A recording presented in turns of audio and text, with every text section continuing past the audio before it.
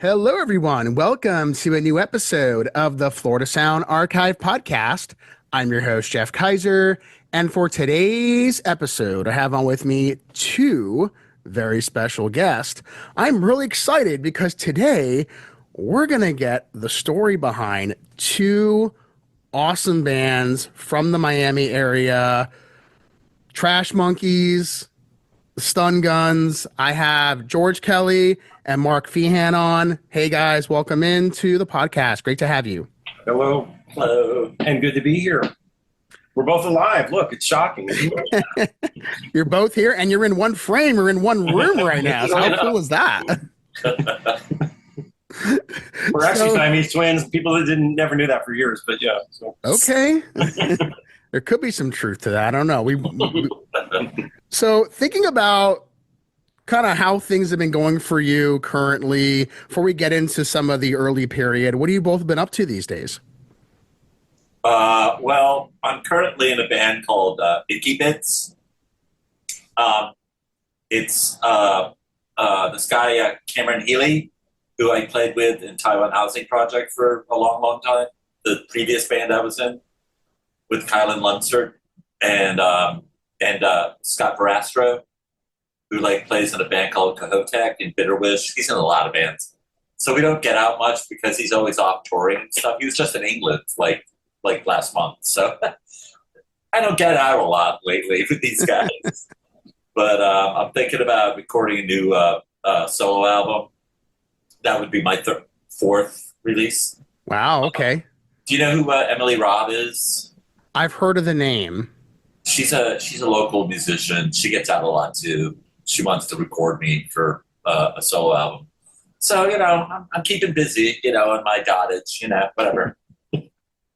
And I'm semi-retired, I would say. I'm the world's nicest landlord. So we do exist. Not every landlord is an asshole. As you know, I'm not going to belabor the point. I'm dealing with a lot of family issues back home in Florida. So right now, lots of back and forth. So all my friends down there are seeing me or will see me, and I definitely appreciate their support. And I do a lot of traveling, so that's my main thing. When I get the chance, I love to travel. I adore it. So luckily, I've been able to do a lot of that, all kinds of crazy places, even New Jersey. So trying to keep busy that way. But he's doing the musical stuff. Right. Sort of. No. Mark definitely sounds still like you're pretty active and still doing your thing. Yeah. And George, though, you're doing other things, and it's just exciting that we get to take this trip down memory lane and hopefully revisit some fond yet distant memories, and we can have that experience here, because I'm sure a lot of people checking out this episode will be interested to know of the stories of both bands, because they're both very important. They left their mark on the South Florida scene, and I think it's appropriate for us to start to get into the first band, which is the Trash Monkeys. So let's talk about how you all got together. What were the origins of the Trash Monkeys? Well, Verbal Circus. Well, okay, so the backstory, I met Mark in 1983, so a long-ass time ago. I met him at a house party. I'd already heard about him because that was when I was first really starting to meet all these punk people and hang out with them. Met Mark, and I liked him right away. And then shortly after that, you were at Tim Powell. Mark was bouncing around like house to house. Nobody wanted the poor guy. I got thrown out of my uncle's house. Yes. What were you doing, Mark, that nobody wanted you? Just too punk rock. Okay, we'll leave it at that. But he was too punk rock. Yeah. And anyway, wound up, old friend of mine, Tim Powell, wound up at Tim's very tiny apartment at his grandparents' house in Hialeah, which I had been at multiple times, because at the time I was still close with Tim. No place to live, okay? So Tim called me up, and like I said, I'd already met Mark, and said, hey, there's this guy Mark here. He needs a place to stay. Can you put him up for a few days? My dad's throwing me out. Yeah, he was being thrown out of there, too. So I was like, yeah, sure. And I lived in a tiny place in Miami Shores. It was basically built out of my dad's garage. So anyway, long story short, I was like, yeah, of course. So Mark came over. We kind of bonded, honestly, right away. So he was there for the next year, okay, plus, and lots of pot smoking. I mean, lots of everything, okay? Lots of LSD. Yes. How old were you around this time? 19, I think. 19, yeah. Okay. I would have been like 21, yeah, 2 years apart. So, still kids, really. So anyway, Mark moved in with me. Now, Mark at the time was already playing with Broken Talent and had been for a while. So as far as, if you want to say origins of Trash Monkeys, Mark and I just started because of all this craziness going on. We were creative, and we started just doing noise experiments, with essentially, Lloyd. with Lloyd, who I already knew. I already knew Bill, too, but Bill wasn't really part of this yet. He actually used to show up every now and again. Yeah. Just to steal. But I had known Bill from 1981, way, way back, Bill Orcutt. So, and I knew Lloyd from around the same period. So anyway, Mark and I started doing this stuff with Lloyd. We called it Verbal Circus, which was really just performance art. And there wasn't really a real lineup. It was Mark and myself and Lloyd pretty much every time. But it was fluid with anybody. Anybody else could do that. I didn't care. There was no set thing with it. There were no actual songs. So I'll give you one, for instance, at was it Flint? I think it was the old Flynn's on Miami Beach. They would just do like poetry readings, whatever. It was a free-for-all thing. So we showed up there one night, and we decided to do Verbal Circus with no plan. And I remember, like, okay, Elizabeth, that was in Morbid Opera, was there. And she wanted to participate, and I was like, yeah, of course, anybody can do Verbal Circus. So she's like, what do you want me to do? Somebody had a bag of potato chips. I was like, here, just eat potato chips into a mic, and we're going to turn that up louder than any other mic available. So just to give you an idea of what that was. And then Trash Monkeys. What was the reaction, though, to that? Do you remember? Kind of disgust, I think, but like, they're funny. I think most people probably laughed at it. It was just so absurd. Well, we played this one place in Fort Lauderdale one time. It was once again an open mic night, and so what we would do is I would come up with a few riffs or whatever out in the parking lot, and then everybody would whoever's going to do whatever. Like Bill would play drums or whatever, George would play bass or saxophone. Yeah. Oh my god, we want to get into the whole saxophone thing. I'm the world's most acclaimed saxophone. Yes, and so so then we went up, right, and we started doing our thing, and there's all these rednecks, these good old boys, playing pool and stuff, and we're up there going, and Lloyd is reading from the Weekly World News, that was part of the thing. While we played behind, Lloyd was reading an article about Bat Boy or something, Of course, as you do, and and I remember the guy who was running the thing gave us about 10 minutes, and then he just came up and literally pulled the plug. Yes, he did. It's you're done. Mm-hmm. And all the guys stopped playing pool, and they were all just glaring at us and stuff, and they're mission accomplished. That place, it wasn't Redneck Bar. I think it was in Hallandale. I got us that gig. I sent in a cassette of a country band that I have no idea who they were to just finagle our way into the gig, and then we showed up. I'm just like, hey, fuck it, we're gonna do this. Did you guys ever take it serious enough at that time to record anything? We listen at George's place. Lloyd and Head, we just cassette tape, realistic cassette tape after empty tapes. It's just with our little thing. But we recorded everything. Yeah. There's a lot of it actually on Malcolm's GPOS because it's on the cassettes he put out. Right. It is. Yeah. There's a lot of Verbal Circus stuff on that. Because we're just doing stupid shit like putting the mic up to the shower running, toilets, Venetian blinds, whoa, and then thinking we were being hyper creative, layering the tapes, very rudimentary, but it was creative. And it was fun. So, and Trash Monkeys pretty much evolved directly from that, but it came from Broken Talent because our first tour in 1984 with Broken Talent, we played in Durham, and all the Verbal Circus people came along. It was 3 cars, I think, something. Yeah. So all the weirdos were there to follow us along. And I remember I was late to the gig, and they're I walk into this place, this Muslim art space or something, And it's just like everybody on stage has trash bags over there, and they're just doing the weird shit, like, and it's like, but it was such a weird sight because everybody had like trash bags on, like, and I was just like, what the fuck is this? Like, perfect, I mean, it was, and then of course, my guitar was sitting, so I got up there and I started like doing the thing too. But it's like Broken Talent, like, and Malcolm used to play in Verbal Circus, so it was just this thing, and then Bill played in Verbal Circus, and then Broken Talent broke up, and then it turned into Trash Monkeys. It just morphed into Trash Monkeys, But it had been going on for a while before. Right. Yeah. Was there any overlap with your other band, Mark, the Pop Cruds? No, those guys. That was my cousin CJ, and Tim Coughley, and Jim Hensley, who now lives in Sweden, right? Norway. Anyway, he's an artist, photographer, and Tim is a weirdo. Tim actually, there was sort of an overlap because Tim started playing with Bill in a band called Watt. They were excellent. Yeah. Oh, yeah. But yeah, totally different than Trash Monkeys. It's a completely different thing, like mathematical rock, math rock, whatever. So there's a kind of an overlap with the Pop Cruds, but not much of one. Yeah.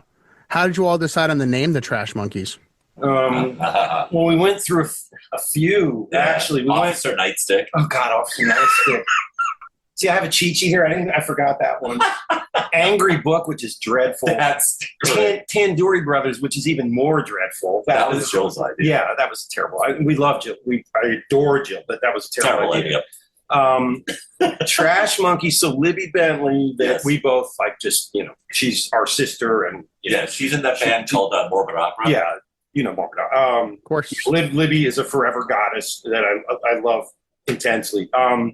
Libby was actually she was our original bass player. Yeah, and the drums were over two overturned plastic garbage cans with me on drums. Yeah. Somehow that actually worked, and we practiced in her garage.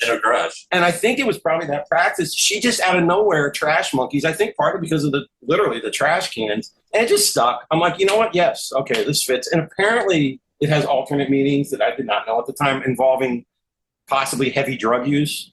That really wasn't in my mind at the time, but it fit. So she heard of it. We never had. Yeah. So Libby, I definitely would credit Libby. Yeah, Libby totally did. And being an original member. Absolutely. Yes. Yeah. Did a lot of you have musical experience in terms of playing instruments, or were you kind of learning on the job? Well, considering his saxophone playing, I'd say learning on the job, or not. Mark was already when I met him, he was already a really good, accomplished guitar player. Yeah. I had been in symphonic band when I was in junior high school, and before that, I had been in bands like I started playing when I was like 10. So whatever. So and I didn't. I the first time I was ever in a band actually was Broken. I briefly was playing drums with Broken Talent. Yeah, you recorded stuff with them. Yeah, and I was getting I had no idea what I was doing. I was clueless, and it was honestly it was terrible. But he wasn't terrible. Well, all right, it was all right. It was acceptable. I did love it, and I was getting better. If you love anything, you're going to get better at it. So that would have been my first experience in a band. But prior to that, no. I used to hang out like with the band people in high school, that sort of thing. My dad wasn't musical, but he did bring armloads of record. He was a record nut when I was a kid, so he was bringing all this stuff into the house. So I was exposed to a lot, and I always loved it. And he's right about the saxophone. That was just nobody should ever have to deal with the burden of listening to that. So, as you were forming this new band, the Trash Monkeys. Oh yeah, them. You were not new, though, to playing shows. So what were some of the places that you were now playing at with the Trash Monkeys? Were they some of the same places you were playing with Verbal Circus? And what was the scene like back then? Was just some of those different venues and places you could play? Well, Flynn's way back. Not so much playing with Trash Monkeys. I don't think Trash Monkeys ever played at Flynn, right? No, the original Flynn's. Yeah, Flynn's was going down. We did play one time. The second verse. Yeah, that was terrible. It was awful. No, that one wasn't. What, the second one? At the second Flynn's. Yeah. No, all right, he's wrong. I don't remember that one being that great. Like, all right, no, Flynn's, but I remember as far as going way back, I guess it's when I first really started going to shows a lot. So you'd see all these people like F and Gay Cowboys. and all that. And we did, Verbal Circus did perform there for sure.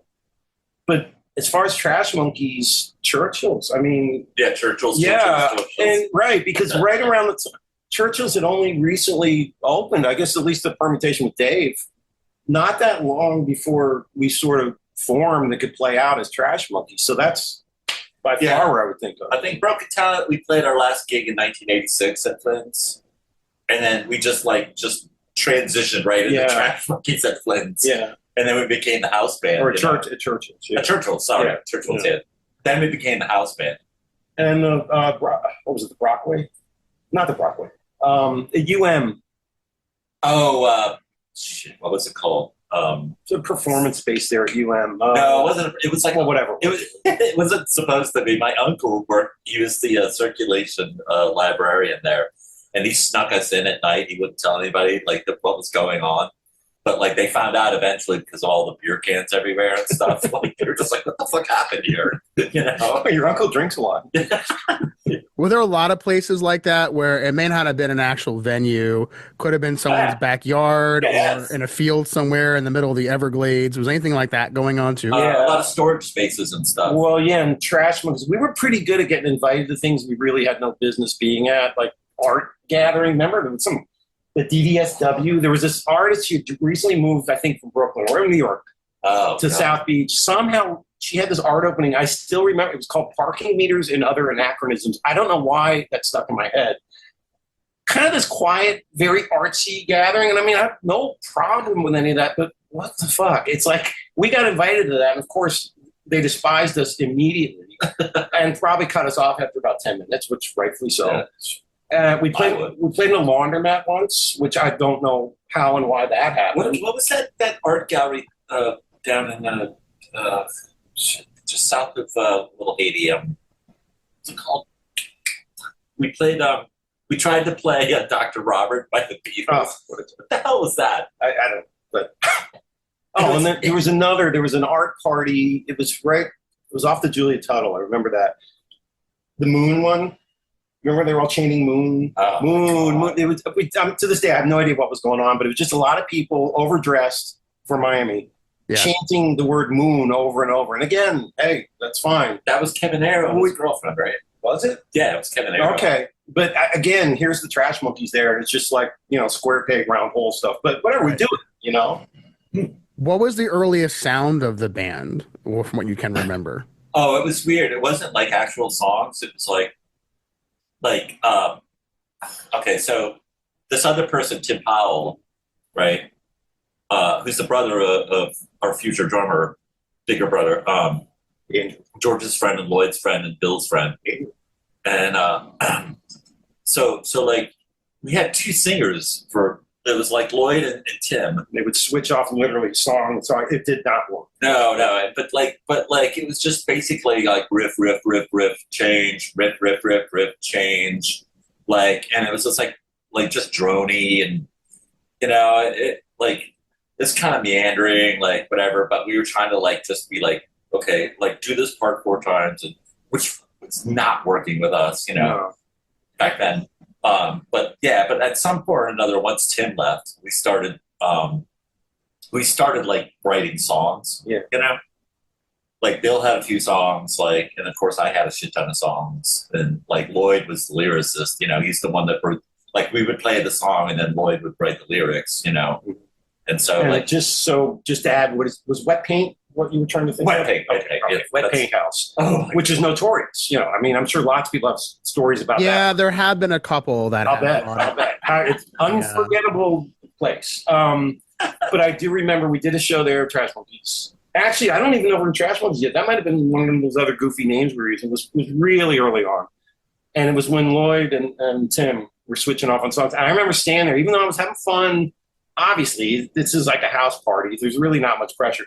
But just knowing, this does not work. Lloyd had all the stage presence and was very funny and just put me in a good mood watching what he was doing. And Tim, I know he meant well, but he was trying to evoke Jim Morrison or something, or Danzig. It was just what do you... Yeah. Obviously, that's not going to work. So I was drafted to give Tim the bad news. But which at that time was like, who cares? But he didn't take it well, to be honest. You don't say. Yeah, to say the least. But I mean, that had to be done. Though Lloyd really had a great stage presence. So Yeah, that was. I think that's a good segue to talk a little about just some of the influences of the different members of the band, considering of the way that the Trash Monkeys sound. It's a little bit here, a little bit there, a little bit everywhere. So talk about the influences of the band and just the people that were in it. So influences, I don't know. Well, all right. As far as the stuff you would musically, at least for me, Husker Du at the time. I mean, still adored him. X. I mean, a lot of this would be the same with Mark. I know for sure. Clash, all the things you would expect. Pop punk, which I've always loved. Okay, anything felt kind of smart to me, like let's say Wire. Bands like that, XTC. Stuff like that. Not that we sounded anything even remotely like any of that, but as far as influencing me. And then cultural stuff. We were all in, maybe not as much Bill as you, me, and Lloyd, but into just trash culture, okay? So not even trash, I mean Bewitched or whatever, or terrible old cartoons. Yeah. Yeah, the Mighty Hercules. I mean, crap like that, right? And we just sort of absorbed all that stuff. And I guess it had to come out somehow. I remember this one time. It was like George and they were sitting around, and Lloyd comes flashing in the door. It's just like he's got his he just got off work or whatever. He's frantically rushing to get in because Channel 7's about to come on. Peter Ford and Sally Fitz. It's like we just had to see this, just as okay. The funny aside with that. So Bob Soper, which old time South Florida will remember. Oh God, poor Bob Soper is right. The weatherman on Channel 7. We developed this unhealthy obsession with him to the point we were following him around town. He had this thing called Soper Super Kids. Now, mind you, we're all in our 20s. I think we're past the age that he was looking for with his Super Kids. But we would find out public events he was doing at Seaquarium or wherever it was, and Coconut Grove Arts Festival. He played drums. Find him there. Yeah, that's right. He did. He played drums. Yeah, he would do the weather while he was playing drums, and we would just sit there and go. Oh. Yeah, and his wife got really worried. You could just see. Well, yeah. After about the 15th time you do that, he's like, "Okay, I'm being stalked by these three weirdos," and we'd beg to be members of Soper Super's kids, and it's just poor Bob Soper. So, do you know if he ever became aware of the Trash Monkeys? I doubt it. You probably not. I mean, for his own mental health, I'm kind of hoping not. But he could have played drums for us, though. I mean, I would have. If Sally takes a shower, does Bob Soper? Oh my God, really? Hey, Mark will be finishing this interview. So, you mentioned that you were the house band of Churchill's. Oh yes, I think essentially, very much. Yeah. How does one become the house band of a festival? I can tell you one way is we just took over. Hit Dave up on a night when he's had more than a few, which there were nights like that. And for one thing, talk him into, because we always wanted more. We were drawing after a decent period of time. We were starting to draw. It was okay, I understand it was a love-hate thing with that band, but we were drawing people and they drank, and so did we. So the money is there. And so I was like, I have a right to ask Dave, hey, could we have some more Fridays or Saturdays? And one night he was plastered. And I said, Dave, can you just guarantee me at least every Friday the 13th? And he agreed to it. But it was great. He stuck to it. There's more Friday the 13th than people realize. So it was plus people knew Friday the 13th would roll around. Oh, Trash Monkeys are playing. So, I mean, stuff like that worked out great. So, I guess I kind of took advantage of him in a compromised position, but it worked out for everyone. What about the bartender, Mike? So Mike, the bartender there, he hated it. I think it was a love-hate, actually. I think he was joking. Yeah, okay. But he actually had a T-shirt made up for nights that we played, said, I hate this band, He would put it on when we came on. I mean, I would imagine someone like him would have to hear you the most. Well, yeah. Yeah, so maybe it was legit. Maybe he's okay, I'm over it. I know where to go. But yeah, it was a lot of shows there. So what we used to do is everybody wanted the headline back then, right? So everybody would be like, oh, Trash Monkeys are on second or whatever, and it's just you tell Lloyd to go get lost. Like back then it was but they were up until 6 or something, right?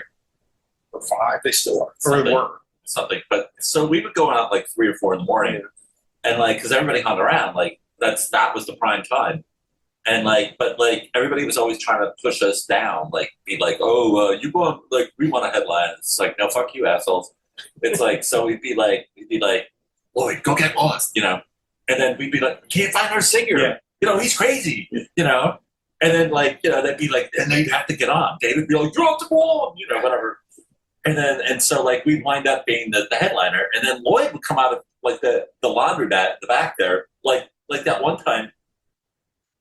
He was like covered in like Vaseline. Oh, yeah. It's like fucking like 98 degrees or something, the humidity and stuff, and he's just like slathered and They stripped down basically to just like women's bikini briefs. Yeah, well, yeah. Do you know what he was trying to accomplish? It was like extreme horror, pathos, like a preview of the end of the world. Like that one time he came up on roller skates, but he can't skate. No, and Andy So it's like just like Andy was tripping. So yeah, Well, to add to the merriment. Wow. The Vaseline one, right? Covered in Vaseline. Then he was hurling gobs of it at people in the audience. Oh yeah, he was just like doing this. You can imagine. Yeah. I thought it was delightful, but I'm on the other side of the line of fire, so I'm like, okay, this is cool. He brought raw meat to a show once. That was, or rancid meat. I'm sorry. rancid meat. Yes. Yeah. What year around is this hell happening? 86, I guess, starting there. 7, 88. Yeah, I mean, all through that period, but I guess 86, I would say. Well, that's when it started. That was the summer of 86. Yeah. We didn't really get rolling until 87. Yeah. And then 88.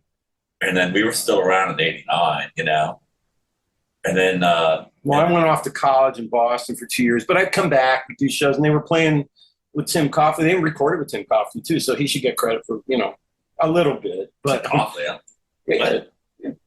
he insists he never played with me, which is bullshit. Well, all right, you at least recorded together. But I mean, there was a 2-year period where I was down and then back up in Boston and then back down. But then when I came back, we reformed, Well, that's the thing, yeah. Then like it started, like the membership started changing and stuff, Right. Yeah. Yeah, I imagine as you're getting older, people are going to start to, whether it's go to school or move or whatever the case might be. Now, what other bands were playing with you all at this time? Maybe it was Churchill's, maybe it was somewhere else. But you remember some of the other bands that were a part of the scene just as much as Trash Monkeys were? Creamy Electric Santa. Yeah, for sure. I think we probably played with them. I'm going to say definitely. We played with them more than anybody else. Yeah. That was just a good fit. And we're all friends. And it's like, of course, of course we're going to do this together.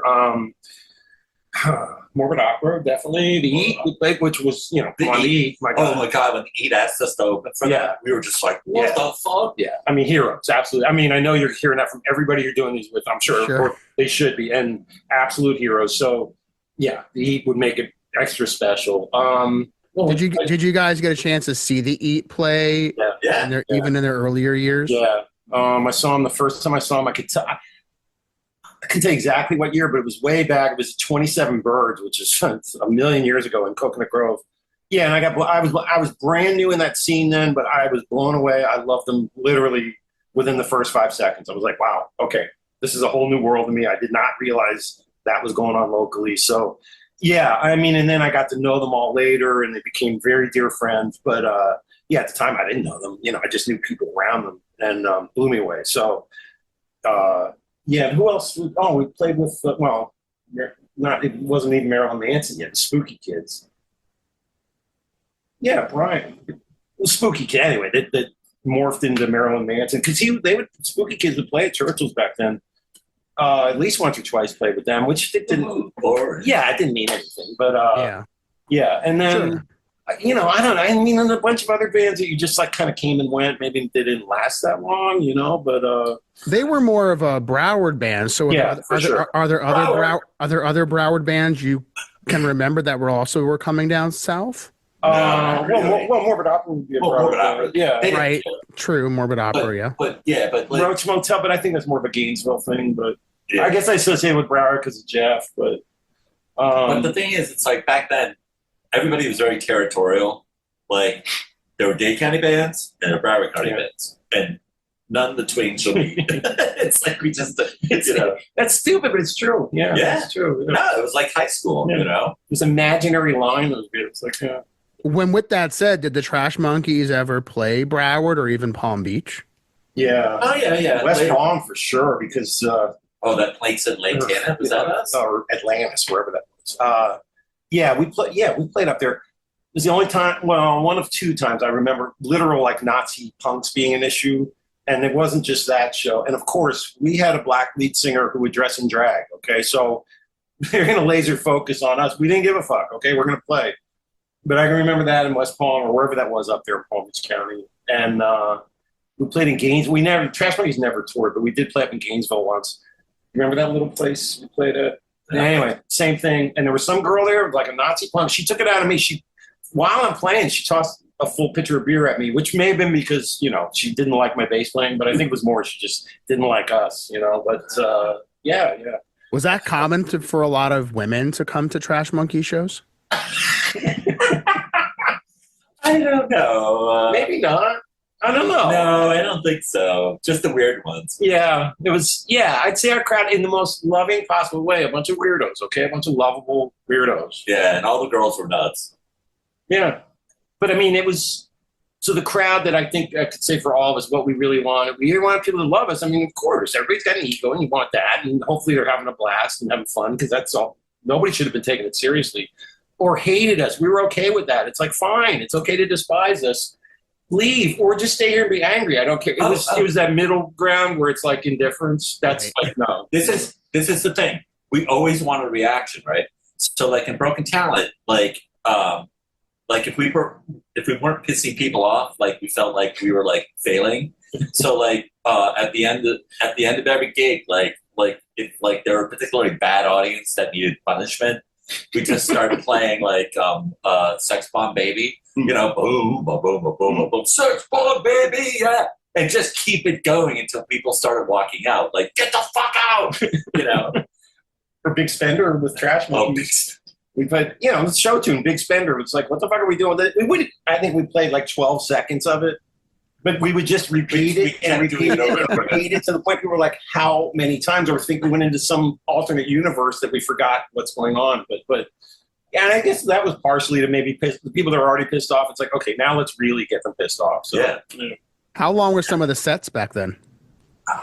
40 minutes. I don't know. That's kind of what I remember thinking about 40. Now, all right, since I worked in a music venue for years, and so did Mark, now that seems long to me because there were so many times I'm like, please stop playing. But 40 minutes seemed about right for us. We had a big songbook, if you want to call it that for lack of it, but we actually learned a ton of songs, including a bunch of covers, but weird covers. So sometimes we'd get going and Lloyd would be in the mood, and I'm like, okay, hopefully it's still really entertaining. But also there was a lot of dicking around going on. Yeah. You know, I mean, it's just like there were a lot of long pauses where it's just like people are screaming at us and Lloyd's doing weird shit, and like, you know, it's like we're having technical issues. Many stuff. technical issues. So it might have taken like 40 minutes just to get through, you know, whatever. I mean, we might have forgotten what we were doing at some point. You know? I could tell you all right, we would do thematic shows too. So this is like a little tangent, but I think he knows what's coming.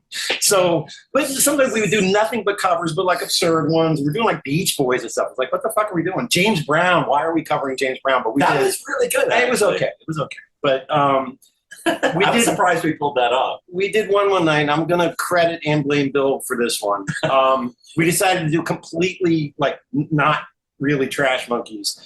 And we started building this theme, like, what are we going to do? And I think it was mostly Bill and me kind of came up with this. No. We're going to give it all to Bill. No. It was you and me that came up with this dumb idea of like having like people around a campfire, right, which didn't exist. We built a backdrop. It was supposed to look like some birding thing in the Pacific Northwest. We do campfires, and then we got cardboard and stuff, and we made trees, and we were going to do all this, you know, like have a set or whatever, right? And we're going to sit around like. You're forgetting what we called it. The four white lads. Okay. Yes. Lloyd came up with that. Yes. And so at some point or another, Bill comes along, right? Like he just comes wandering around. He's like, what are you guys up to? And they were like, "Oh, we're gonna do this thing, whatever." And then he completely took it over. He was just like, "I got this," like, and then he was the one that orchestrated this whole thing, right? He organized it, he got it all together, and then when it actually happened, when we got on stage and we started doing it, everybody was like, "What the fuck is this?" Well, yeah, including me. I'm like, "Well, did you rehearse for this, or was it just one? It was like this vague idea that we were going to tell campfire stories. We didn't have any campfire stories. We grew up in South Florida, for fuck's sake. We don't go to campfires. Yeah, and I'm just sitting there, and it's like disjointed. And Bill, who was on stage? He was the big, like, I'm taking over this. Like, I got this. Like, he left. Yeah, he just disappeared. Yeah, he sat in the audience and laughed. He sat in the audience and laughed at us. Wow. It's okay. In retrospect, I really can't blame him. I'm totally over it. Wow, that is a crazy story. Yeah. When did you guys figure out you wanted to record a demo cassette? Well, Bill, I'm going to say, Bill.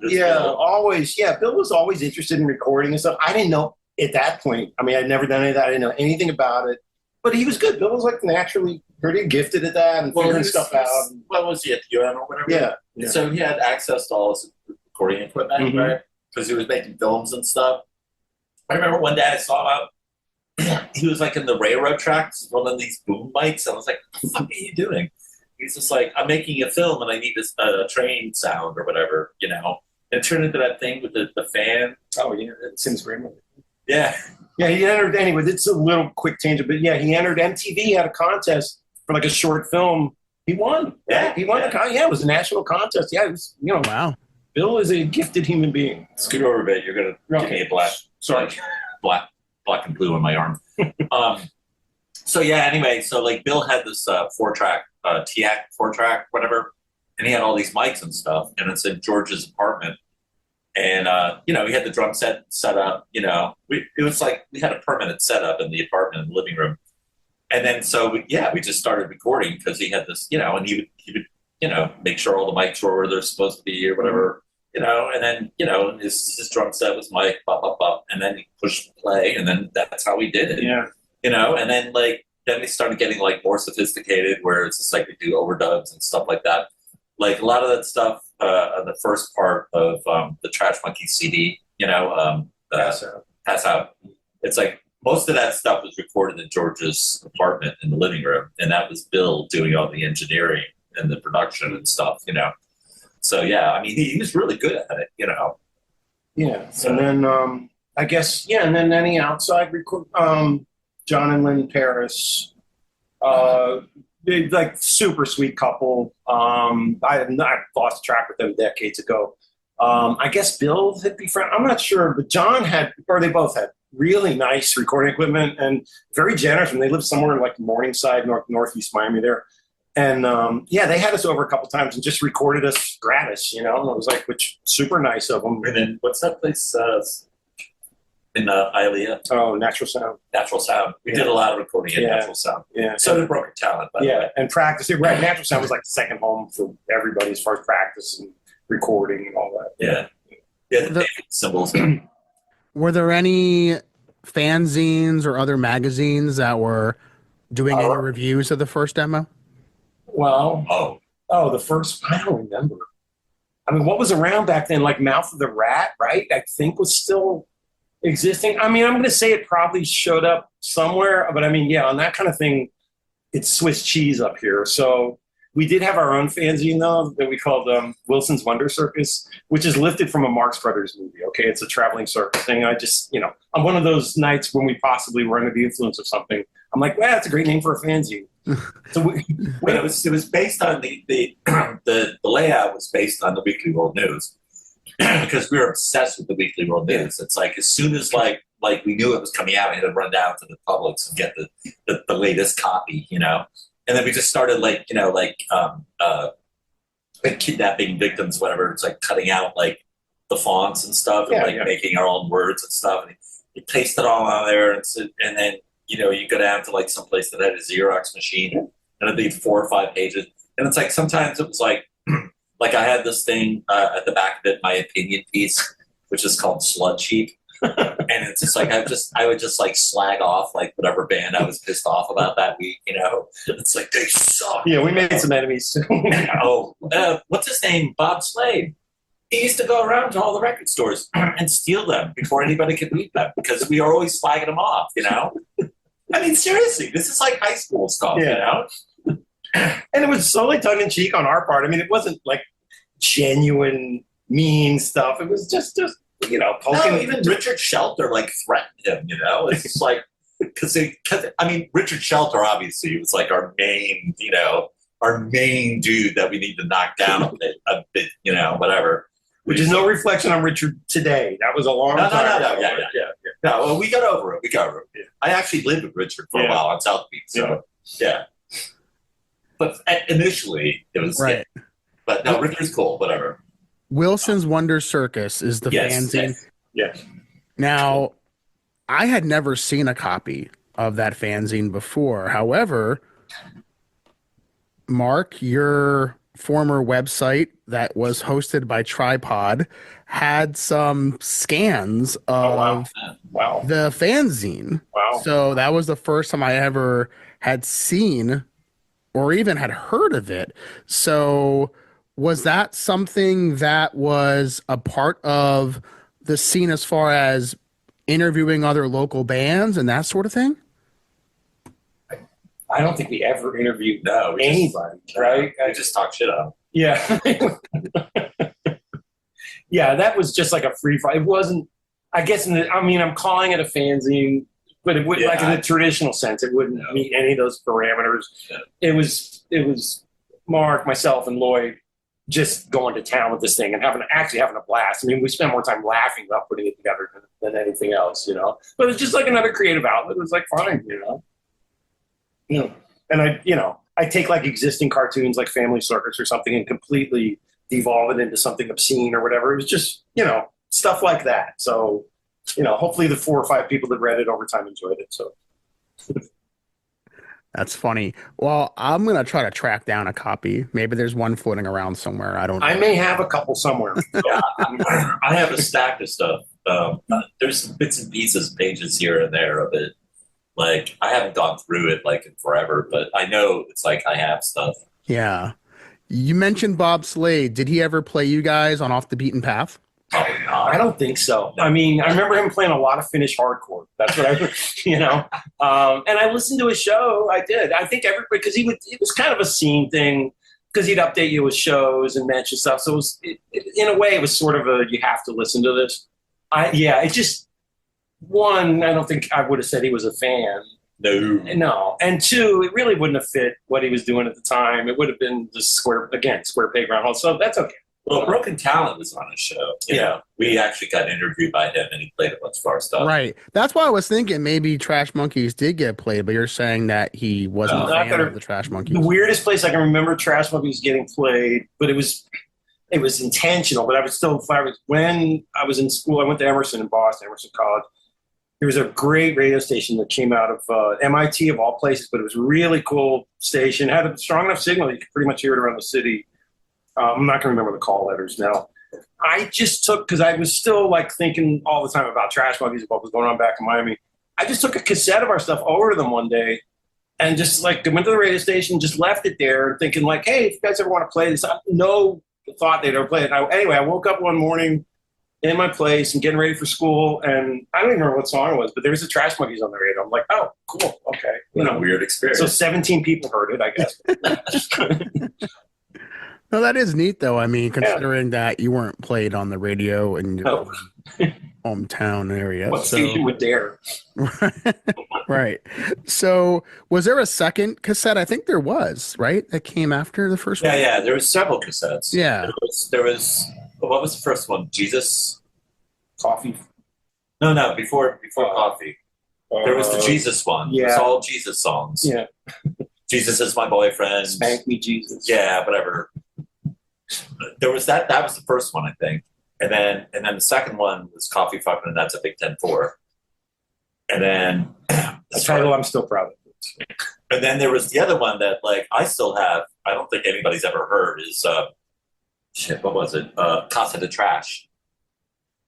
That's okay. By then, it's like George. Okay, so Bill had moved into a house with Joanne, like in El Portal, and there was a garage in the back that was like an apartment, and George lived there. And It's like a compound, basically. yeah, and Bill had a recording studio. Uh, it was in the garage, wasn't it?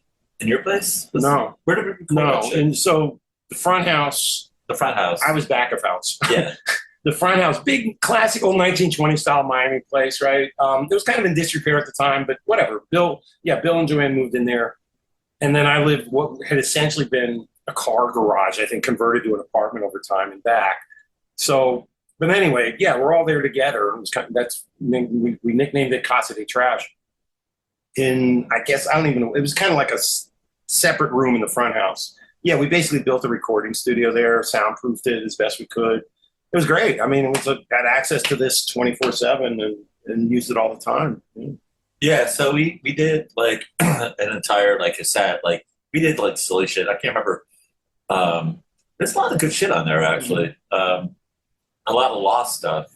We did sign everywhere a sign. Wow, I can only imagine what that sounded like. It lives within me, and yeah. No, it was cool. It was cool. Come on, Casa de Trash. Yeah. That's the big hit from that one. Come on, Casa de Trash. Come on, you can't hide your stash. Come on, Casa de Trash. I was wondering that too, just in terms of the hits that the people coming to the shows would really go crazy for if that was the case. Puppies for sure. And that's the one I keep there. Puppies. People loved Puppies. It sounds like an Irish folk song. Well, that's Lloyd. Yeah. I'm not sure where that accent came from, but like Lloyd's inner Scottish pirate, like sheep herdsman. Yeah. Me lads. See, he would come up with stuff like that. None of that was planned. I mean, eventually it became a thing. Like, okay, this is what he does in the song. But when he would initially come up with something like that, it flabbergasted all of us because I can remember we're practicing and I had to stop because I'm laughing so much because I'm just like, okay, I have no idea what this is, where it's coming from, but cool, you know. There's even a couple of recordings I can hear myself audibly laugh. I think it was Signs or something because I was like, I couldn't take it anymore. I'm like, all right, this is ridiculous, you know. How did you all come together to write the music and the lyrics? What do you remember from that part? Well, like I said, it's like Lloyd would write the lyrics. Like I would come up with a riff, you know, whatever. I always had stuff laying around, and so yeah, Lloyd and me wrote together. Like I would just like I remember the last song on the cassette. That's out. That last one, whatever it's called. What's its song? I can get it. Well, you don't. I mean, I have it right here. Forever. Oh, it's called Forever. Forever. Yeah. Like whatever. It's like I was in Hollywood at that point. Yes. I was at Hollywood at that point, and it's just like Lloyd would come over and like, you know, we'd sit on the couch and we'd just like bang something out. And I remember it took us like literally 10 minutes to come up with that song because I already had the riff, right? And then he just like immediately, he had a book, you know, and he had all these lyrics and he just went, yeah. And then he just like, okay, this will work, you know, and that was it. Boom. Like at that point, that's how easy it was for Lloyd and me to like write songs. It's like he just had a book full of shit and I just had a bunch of riffs and stuff. And that's how we would do it. Now, Bill, on the other hand, he had his own shit. Like he did his own thing, like Trash Monkeys Universe. You know, he wrote that one, Puppies. Clairvoyant Housewife. Which, that's right, he did play. Tim Coughley did play on that. Yeah. As I said, Tim Coughley was the bass player on that. I'm giving him credit. I'm trying to get you more in the frame here. Yeah. That's a good one. Whatever. You can hear me at least. You don't have to see me. Wait, we're doing the who now? See me, hear me. So you put out these cassettes, and there really wasn't much else in terms of vinyl at that time, and you know, CDs were starting to become the format of choice. And it wasn't until way later that there was this compilation of just under 20 songs on the Pass Out, the one you just showed George. Yeah. That's still a sealed copy you got there. Very nice. Yeah, we only have about 230 of them left. So 1,000, yes. How did that come about? Well, by then, I was working at Borders, and I think it was like, shit. Oh, no. It was before. No, it was Borders. What was it? 1990? No. If it was the one off Aventura. yeah, it was. Okay. Yeah. That's the one. Yeah. Yeah. Shit, when did we do this? No, I 99? can. All right. So 99, 2000, really. Yeah, so yeah. the last version of Trash Monkeys was with Mike O'Brien on drums, right? Which is, I mean, my God, I'm playing in a band with Mike O'Brien, so that speaks for itself. And there have been other, Shane played drums, and various other lineups.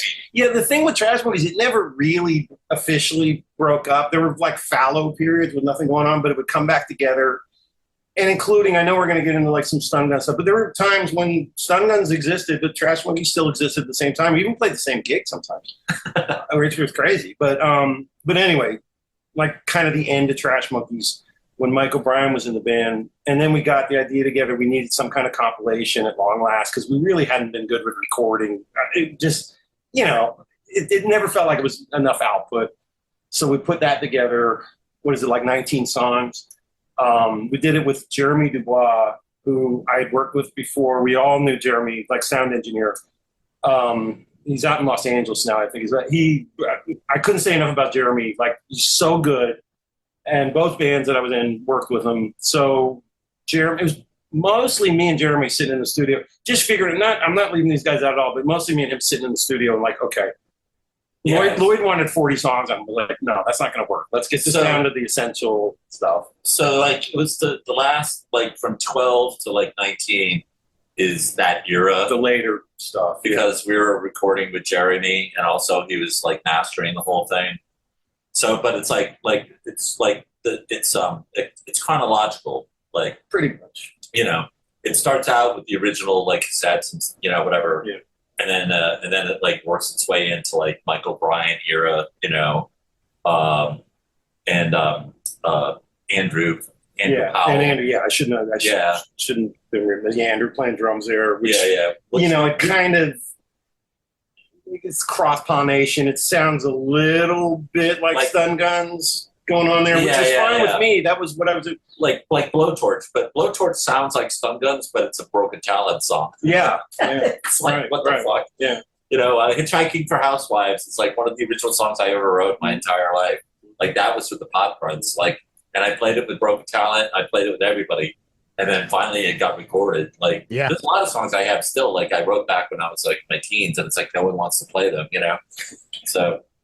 And because now a CD can be more accessible for people, were you learning that there were other places outside of Florida, maybe in the U.S. or even outside the U.S., where the Trash Monkeys were becoming more known? No, I can't honestly. I mean, all right. The only time, there's a couple times I did like a super deep search on the internet to try to find like what was out there. I just get interested. I'm like, okay. And I mean, getting to page 56, scrolling through, and I would find something weird. I'd find something like, let's say there was something in Scandinavia, but I'm not going to pinpoint it, where there was like an underground station or whatever it was that had us on regular rotation. I'm just like, how is that happening? But who knows? Who knows how these things wind up where they do? I mean, these travel easily through the mail, I suppose, so things wind up wherever. But no, I mean, and we didn't really, I don't think we were particularly good at like promoting ourselves, right? It was just like, okay, whatever. If people love us, that's great. If they don't, go fuck itself. Yeah, or that. What was Smitten Records? Smitten? Wait, what? Why am I drawn out? That's the label that the CD came out on. Oh, it is on Smitten, you're right. In Hollywood, Florida. Who was Smitten? No clue. These aren't state secrets, okay? Who was Smitten? I don't know. Because I remember us kind of self-releasing this, so yeah. Did we just? I think it might be a joke. It might, yeah. If there's a Mr. Smitten or Mrs. Smitten out there, I'm deeply apologetic. I'm assuming it's somebody I was working with at Borders back then that helped me out with it. So, but like, I mean, obviously that was Yeah, because there was no label. There was nothing like that. It was just all. no, Yeah, it's totally made up. Yeah, this is all DIY. I mean, Yeah. Now there was a 7-inch that did come out, the Trash Monkey Universe. Any recollection of how that came about? Are you talking the one on Ever Never? It came out on Almost Ready Records. Almost Ready. Okay, all right, yeah. That was that dude whose name I can't recall right now. We met. Okay, so I was in this band called Taiwan Housing Project for like 11 years, and we got around a lot, and we were playing up in New York, and this guy came up to me, like we were just sitting there, and he was just like, "Hey, I really like the Trash Monkeys. Do you want me to put your stuff out?" And I was just like, I thought he was joking, you know. And I was just like, "Yeah, sure, if you want to. Like, your funeral, dude." Like, you know. And like I said, we weren't good at promoting ourselves. Yeah. But he actually did it, you know. I was like completely shocked. I was like, "Whoa!" It's like because you know they put out like THP stuff, you know. Whatever.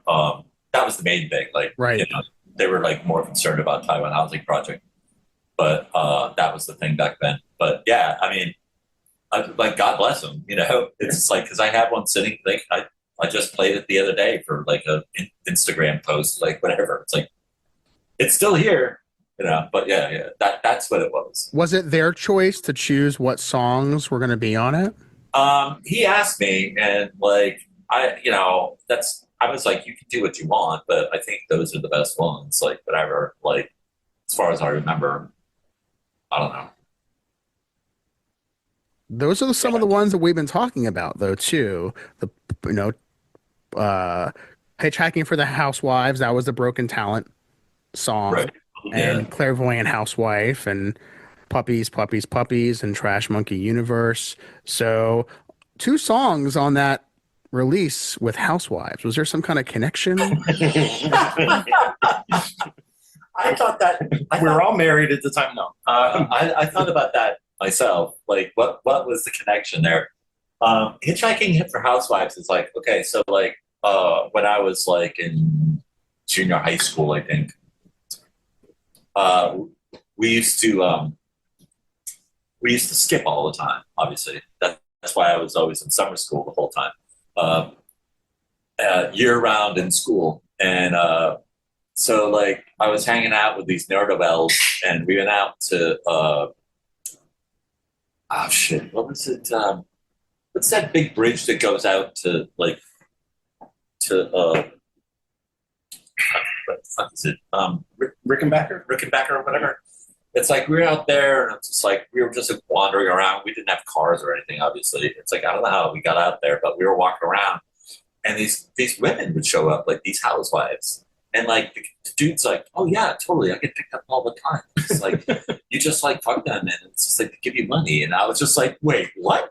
Like Classic Miami. yeah. But no, this is a thing, right? And that's why I wrote the song, because I was just like hitchhiking for housewives, you know, whatever. Like I'm not making this up; it actually happened. And Clairvoyant Housewife is so. Just getting back to like our obsession with TV and trash.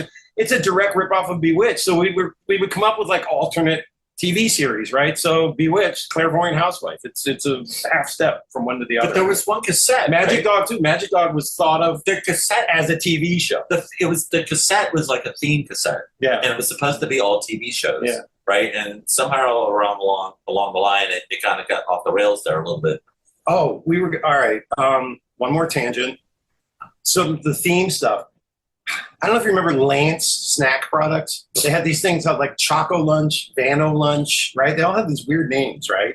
Little, snack cookies, crackers, whatever. They still make them. Not Okay. Yeah. So I think it was mostly Lloyd and I had this, for whatever reason, mostly Lloyd had this obsession with Lance products. We were gonna write a rock opera around Lance snack products, and I think we got about halfway through it, and we just finally were like, this is, even for us, this is too fucking ridiculous. So, Yeah, it was taking too long. Yeah. It's like we're moving on.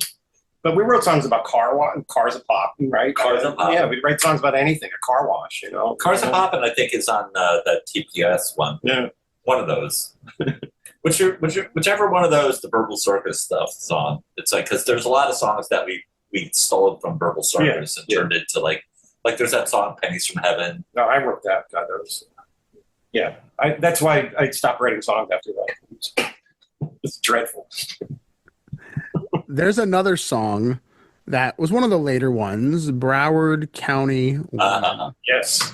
which I love that song. Michael Bryan was the one that like did that because he was playing drums on that. And so once again, I was sitting on my couch in Hollywood where we wrote a lot of these songs, and Mike was over, and Mike and me would write songs too. And he was just like, you know how like he kind of like had this like funky thing, like because I was just like power chords, and he was like, no, do this. And it's like, whatever. And then he's just like, why don't we do a song like that? Why don't you guys have like a funky song or whatever? And I was just like, all right, if you say so. It's like, I don't know if I can do it. And like, he showed me how to play it, right? And then I like came up with the rest of it. And then of course Lloyd heard it, and like right off the bat, like he already had something ready for it, Because it's just like she's an heiress. Yes. because he's talking about, because like where Young Circle is, right? Down in Miami. Hollywood. Yeah. Sorry, it's all Miami to me. There's a Publix. But like he was writing it about some woman that was like strutting across the street, like traffic stopping and stuff. It's like walking across the red or the green or whatever, just like fuck you. Yeah. Like, and that was Broward County Woman, Yeah, that song I loved right away, because I'm just like, okay, this song needed to be written probably years prior. It was like, okay, perfect. I love it. I just want to speak the first few lyrics of the song and tell me if this jogs any memories. She just peed in her wheelchair, but I don't care. Just want to lick her pubic hair. That's poetry right there. I suppose, yeah. On one of the planets, it rhymes. Yeah, and I agree with you. Yes, it's yes. Who says poetry has to be about flowers? It could be about peeing in a wheelchair. So yeah, there you go. Plus it's entirely accurate, I would say. These are things you could see in Broward County at any given day, right? So this is somebody needs to write about it. This is the thing, like how we wrote music, which I don't want to keep repeating myself, but like I said, it's like there would be music there, and Lloyd would just go, and there it would be, It'd take like 10 minutes to write it, an hour long to record it. Like, we were pretty good at recording, though. Broken Talent was way worse. Like, it took us forever. Yeah. But, Trash Monkeys, we were just very efficient, Just get right in there and do it. And I think once this came out, there was like I said, with Lloyd would have put 60 things on it, whatever. I think we're all pretty happy with this when it came out. It was like, it's always felt to me like, okay, that's a good compendium. Of course, there's things maybe should have been there instead of other things, but it always felt right. It's like, okay, it's if somebody wanted essential Trash Monkeys, it's on here. So yeah, it's a nice. Still trying to get rid of those 300 copies.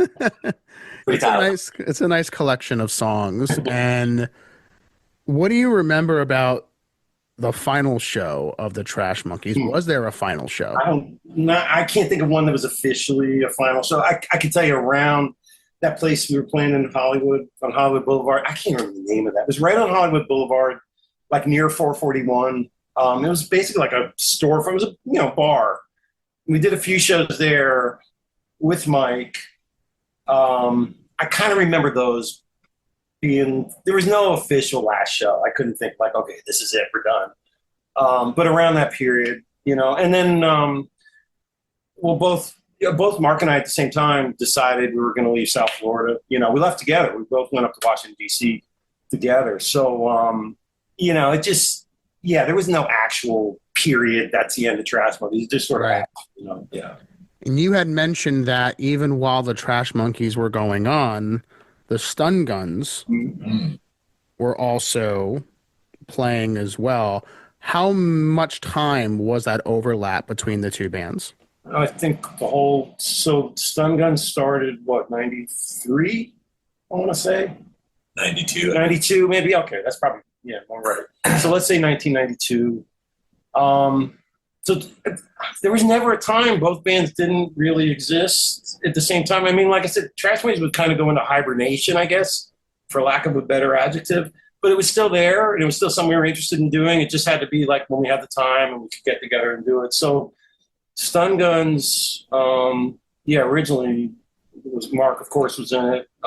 Marcel. And Marcel. So yeah, Mark, me, Paul LaCours, who lives in Colorado. And Paul's another person who's like a brother to me, literally like a brother to me. And his younger brother, Marcel, was on drums.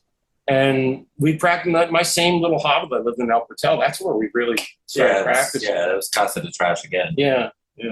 Yeah, Paul was in a band called Lethal Yellow. Yeah. Right. Which was named after a line out of a Broken Talent song called My Old Man. My Old Man waters the plants with lethal yellow. I think it's something like that. Paul was a big Trash Monkeys fan. Paul would come to a lot of Trash Monkey shows. Oh, yeah. Oh, no, there's pictures of him. Yeah. It's like, As a kid, he was literally still a if kid. you go to my Instagram, you'll see it's like he's everywhere. But so Paul was in a band called Lethal Yellow, which we fucking loved them. Mm-hmm. They were great. They were the ones at Brockway Hall. Yeah, that's right. Brockway. Yeah. Brockway. Yeah. My uncle, going back when my uncle put on shows, punk rock shows that were super secret at UM Library. It's like they would play with us all the time. Because we fucking loved them. They were great, Yeah, they were cut-ups, like the just sense of humor about it, not taking themselves seriously. They even had a 7-inch out before, like, Broken Talent did. It was just like crazy. It's like, what's the 7-inch called? I can't remember. Oh, anyway, it's great. Whatever. The name of the 7-inch was Declaration. Retardation. Yes. Oh, we're not supposed to say it. Well, okay, but Declaration of Mental Challenge. Yes, it was the 80s. Yeah, but Paul, somebody just as I think the first place I met him was that show at the Brockway. He's still a kid, like I said. I think I'd seen him around because he was at shows all the time. Underage, I'm sure he was sneaking into some shows, like, to his credit. And I just liked him right away. He was just such a cut up, and he's a character. Yeah. So immediate friends there. Yeah, so 92, I would say, origin of Stun Guns. But yeah, again, Trash Monkeys was there. It wasn't like there's a break and it's like, okay, that band's over, now this band starts. Okay, yeah, no worries. Mark, weren't you also doing at this time Harry Pussy, or did that come? That happened. Okay, so that happened just slightly after Stun Guns, the first iteration of Stun Guns. I see. Okay. So it's like we got together, we played a lot and recorded. Yeah, recorded a lot with Hal, right? Yeah, Hal Spector. And there's this one song, by the way, if anybody knows, it's called Rock Slinger, which it's on this one whole thing that we did. All the other songs are from it, but this one particular song is missing. And everybody's just like, oh, I totally got that, but they never sent it to me. It's just like, oh, I totally know where that is, but nothing. So if anybody knows where Rock Slinger is, let me know. Yes. All right. There's a reward. Not really. But, How much of a reward? Well, there's just a reward. Yes. But yes. But yeah, so Paul and me got together, I mean, obviously we've known him forever, but we just meshed perfectly, It's just we knew when I take a lead, when he takes a lead, play the rhythm, whatever, because me and him wrote the songs. He wrote a lot of the songs, most of them, I guess. But yeah, but I would say after a year of that, whatever. Roughly, yeah. Okay, so Stun Guns broke up because they were too drunk and just lazy to do anything, right? And I was just we went on hiatus. Yeah, I was like, fuck these guys. And it's just and then they were all like, oh, we want to get back together again. And I was like, okay, whatever, let's do it. But then at the same exact time, I mean, it might have been the same day, Bill was like, do you want to come play with Adris and me in this band, Harry Pussy? And I was just like, fuck yeah, I'll go with you guys. Because I know these guys, Well. It's I'm not wasting my time with these guys. I'll just keep going. I invited this man into my home. No, you did. No, I put a roof over his head at one point, and I don't blame him either. Now, I know you mentioned Paul being in Stun Guns and also talking about his even earlier period with Lethal Yellow. Yeah. And of course, we have George, we have Mark, and who else helped fill out the lineup for The original. Stun Guns? The original one. Well, like I said, Paul's younger brother, Marcel, on drums.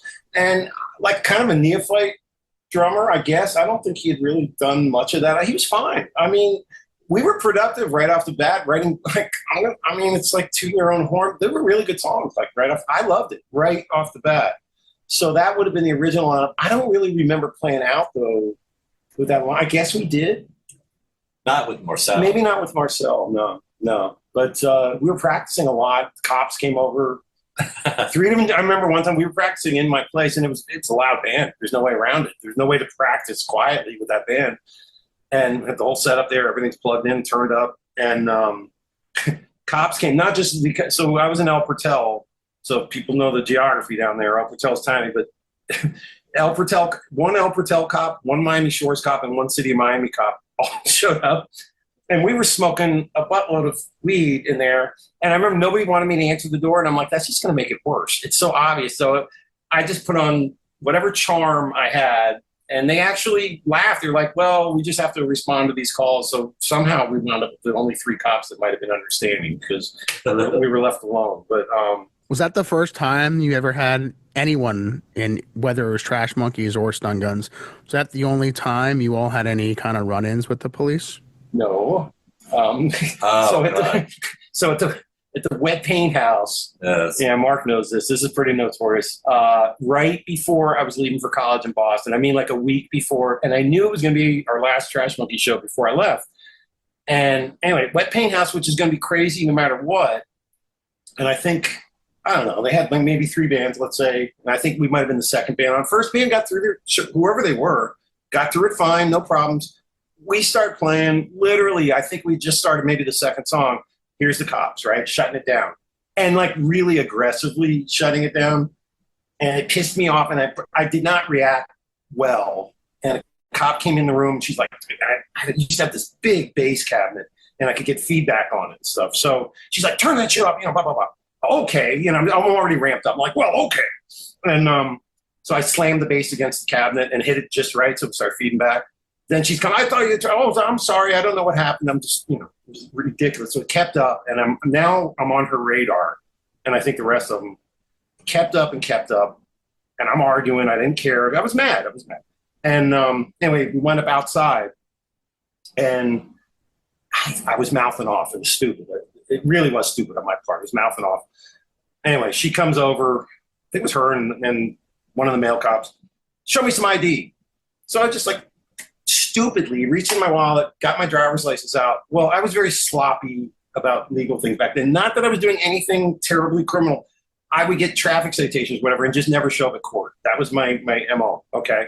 So eventually, as you know, there will be a bench warrant out for you. So as soon as I handed the license, I'm like, oh, shit. And they came over the shit-eating grin. It's like cuffs on. Anyway, there's a really good picture somewhere. Lloyd was in drag. Somebody took this great picture of me being led away in handcuffs and Lloyd wearing like a mini skirt, essentially, like anger in a wig, with a blonde wig, with like his hands on his hips, like all upset about this. So if nothing else was worth it just for that picture. And I do much better today about getting arrested. George used to spend a lot of time in jail back then.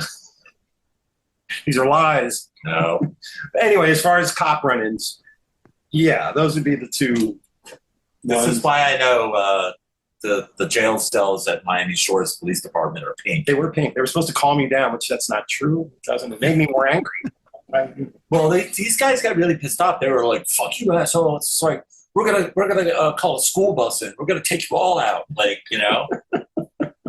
George is like, "Here's my ID, motherfucker." Yeah, there you go. I showed you. That's right.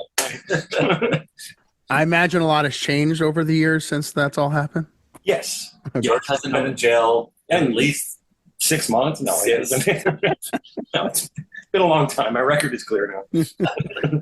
So I have to get global entry. I mean, they do a background check. So right. It has to come out clean. So thinking about the early shows of the Stun Guns, where do you remember the band playing, and what were some of the other bands that were playing with the Stun Guns most often? Churchill's again, for Of sure. course. Well, I remember there was this one night we were supposed to, because we were playing at Churchill's like on a regular basis, right? Because obviously George, like, knows, he's a Dave whisperer. And, but like, I remember there was this one night we were just like drunk. Like, George just lived right down the street. Yeah, right? it was really close. It was like 5 minutes away. So it's like, we were down there all the time. And I remember there was this one night when it was Paul and me, and we all showed up. And then Paul got pissed off because it's like no one was there. And he's like, fuck this place. It's like, and then people like showed up and then they were like, when are you going to play? And he goes, fuck you. It's like, it's just like, you don't deserve to see us. It's like, there's winning a crowd over. Thanks so much for coming. But Churchill's, yeah, I mean, for sure, far more than any place else early. Did the Stun Guns pick up the baton from Trash Monkeys and become the house band? No, I wouldn't say to, although both with Mark, because like as a Mark, the early period, played a few times there, and then later on, we were at Churchill's a lot. We were trying to get a crowd. I mean, we were getting a crowd. We were getting like a big crowd at one point, and it got nuts. People started throwing trash. It became a thing to like throw trash at Stun Gun shows. No, they started putting like the tables on the stage. Well, then it got more advanced. People like were throwing chairs at one show. I'm like, okay, like this is cool. Wow. However, chairs, yeah. Dave was like, yeah, a little. Well, multiple places like that. But Were they doing that for other bands or just the Stun Guns? no, I don't think it got that. No, it became a thing with us. It's Yeah. like, for some reason, everybody wanted to throw shit at us. There was one show, I remember who it was. It was this guy named Sasha. It was sort of a regular at shows then. Big Russian dude. Oh, God, Sasha. Yeah, okay, remember Sasha, big tall guy. And Stun Guns are playing. This is, I think, after, I don't think Mark was still in the band at that point. I think Ruda was. Anyway, all this craziness is going on. It's getting near the end of the show. All of a sudden, I didn't realize my patch cord is wrapped around my neck. Because I'm busy playing, I'm not paying attention. The patch cord's around my neck, and he's yanking it. Don't do that. You know what I mean? Like, throw trash all you want. But thank God I didn't hit him. I swung my bass at him, because I was so mad at him. I knew who had done. I didn't hit him. So, yeah. Okay. But, yeah, it got crazy. Stun Guns, Harry Pussy, meeting up here with Sasha. Okay, so Sasha, he shared a practice space with Harry Pussy, with Bill the Dangerous and me, right? And so there was this band across the way, this horrible metal band, like totally like fucking Fort Lauderdale douchebags. And it's like every time we drive in, they'd go, "They're the losers." And they have these terrible songs like, "The Devil's Cool, Girls Like Him," or some shit like that. It's like, it's just horrible shit. But anyway, we get in there, right? Like, and Sasha's there, and he's got this Volkswagen that he's taking apart, right? And he's like draining out the gasoline from the tank, right, into a bucket, and he's got a fucking cigarette hanging out of his face, right? And we were just like, "What the fuck are you doing? Like get rid of that cigarette, you asshole!" Like, this is fucking Sasha. He's like, "What? I am a Russian." Like, gasoline does not explode with flames with Russia. It's just like, I don't know what the fuck, but like, I wasn't there for this one. that's fucking Sasha. Anyway. That could have gone wrong in many ways. Yes. Wow. That's wild. So where were the Stun Guns practicing? Natural Sound. Yeah, Natural Sound a lot. Out in Hialeah, which, yeah. I always loved going out there. That was just an easy place to go, and they were, as far as I remember, they were always really chill about everything. Yeah, they're all very nice. And then that practice space in South Miami, roughly, I think it was South Miami. I know, I cannot remember the name of it because we use that a lot. And what I remember it was more convenient because it was like I often had to pick up Andrew and Coconut Grove. Oh, speaking of picking up Andrew. It was closer. But no, anyway, I'm going to say that place, I remember some of the, it almost got annoying at one point because we started getting a following and we were generous people, despite Paul doing whatever, we were actually nice folks. Big crowds started showing up at the practice, which at first I thought was cool. So it was like, okay, it's like a party. But then they started sort of became shows. And I'm like, we're actually practicing, like we're working on new songs and stuff. So this isn't really a show, you know. I think we had more shows at the practice space than we Probably. actually did out. Yeah. But the thing is, it's like right near where that practice studio was in Hialeah. Natural Sound. Like, luckily Andrew lived like right there, right? At the time, yeah. Yeah. At the time. So like we'd walk in there and he'd always be like he'd just been playing something like this classical stuff, like he's playing Mozart or something. It's just like, what the fuck? Like holy shit. Like Andrew was just so multi-talented. Gifted, like, natural. Oh my God. He was just like way above any of us, you know? Yeah. Like he could do anything, you know? And it's just like, sure enough, so like he's doing his thing, and it's like, what the fuck are you playing? And it's just like, oh, some Mozart shit, like, and then so we're like, all right, well, we have to go. Let's go. You know, it's like it's 9 o'clock. We gotta go. So like, haul him into the car, you know, and then get there, and then he'd be like, oh shit, I forgot my sticks. Yeah. Like, it's like what? Yeah, I learned to keep like a big stash of extra sticks like over time. It was like, because okay, they charge you at the place, right? You know, so I forgot my cymbals. You know, they give you like they charge you $3 for like a cymbal, and it's like got a little chip out of it or something. You know, it's like fuck you, assholes. Yeah, no, but whatever. Did you find that with the songs you all were practicing and playing out, were these songs written by everybody in the band, or were there certain members that had more of a hand in the songwriting process? Paul. It was mainly Paul. Yeah. Like I had my songs, you know, but like Rockslinger. So if anybody knows what Rockslinger is, please let me know. It was mainly Paul though. Yeah. Okay. And by mutual agreement, there was no, I don't remember any kind of contention with that. It's just, you know, you're just good at it. And it was like, fine, you know, he's coming up with good stuff. Plus, he's the one that's going to be singing them. So he's going to know what sounds good coming out of his own mouth, you know. Was there ever a demo cassette? A demo with Stun Guns? Well, we did the stuff with Hal, but that's where Rockslinger is. Right. So we recorded with Hal at Sync, right? I think Miami Beach. I think that was the name. It was on Miami Beach. With Hal Spector there, yeah. And then, you know, everybody misses Hal. Yeah, Hal was very helpful to us. He was always like a fan of the whole thing. It made that very easy. I don't even know if we paid. Well, we did, but it was whatever. It was a minimal rate for recording. You know, it was very fair. He was always super high though, so he was high.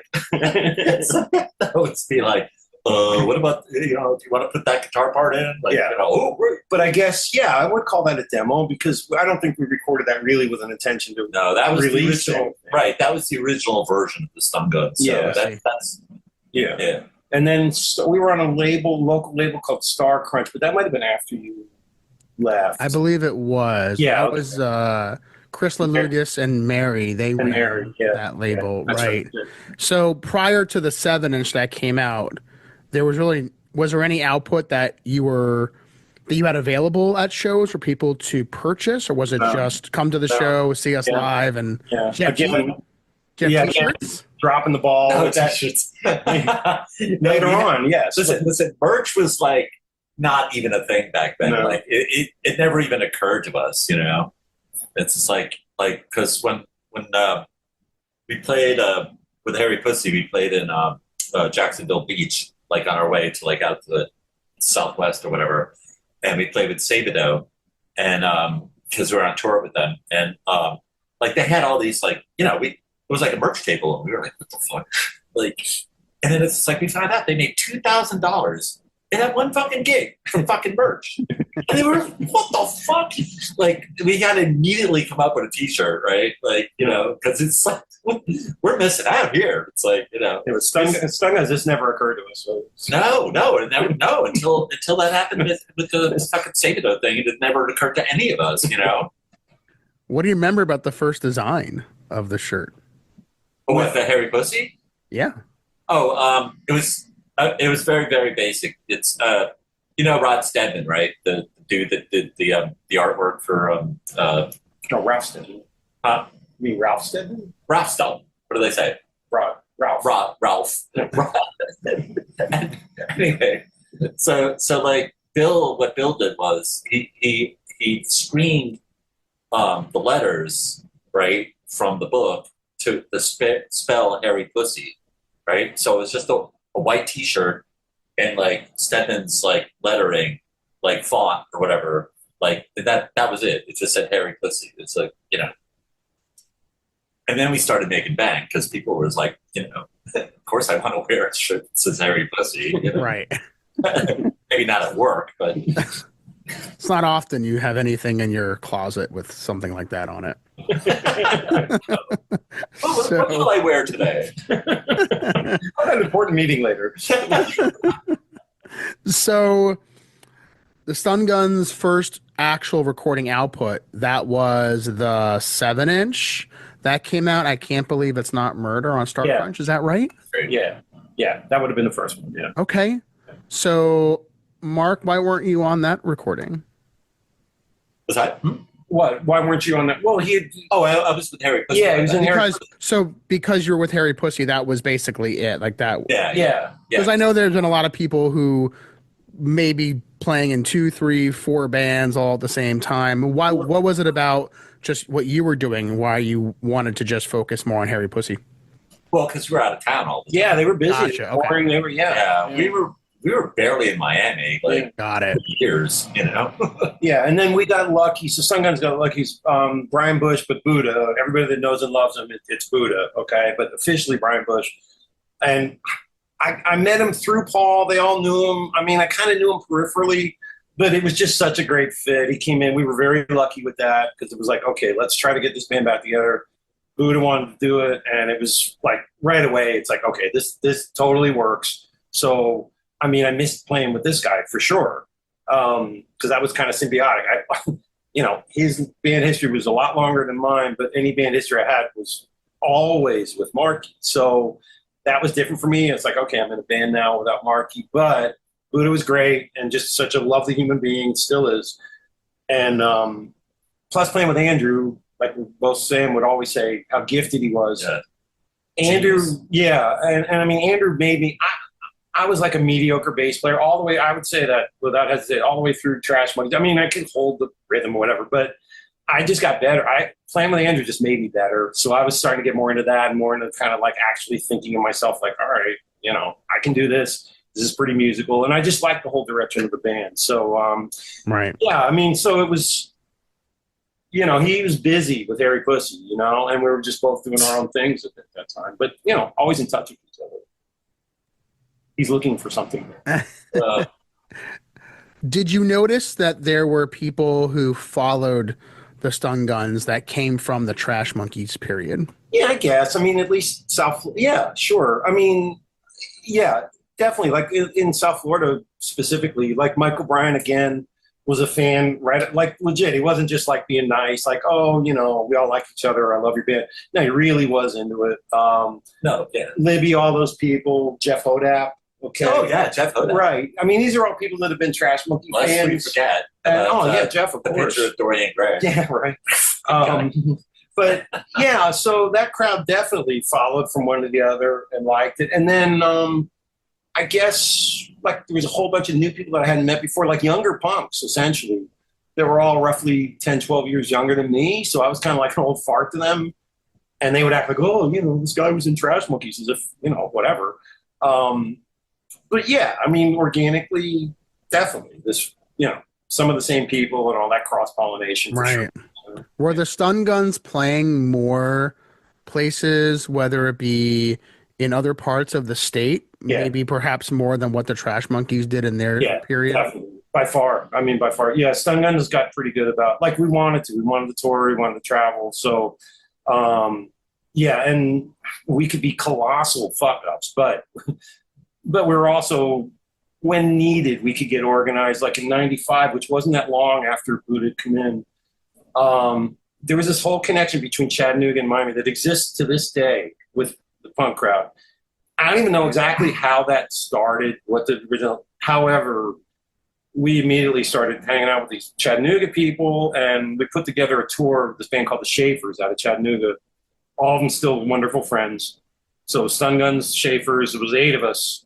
We did a 9-week tour, right? And we just kind of, that's pre-internet days.